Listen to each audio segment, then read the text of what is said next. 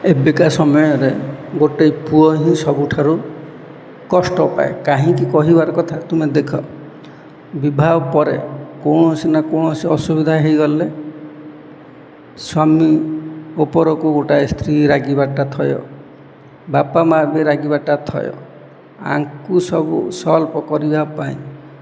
सब गोटे पुरुष जिते दायित्व निए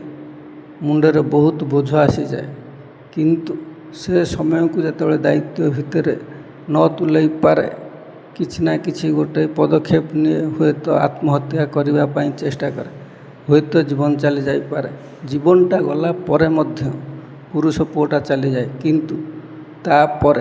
परिवार को अशांति आसी जाए जिते पुरुषटी मरी जाए स्त्री लोकटी हंगामा कर सब घर नहीं जावाई चेष्टा करे और शाशु शशुर को हैरान करे वर्तमान समय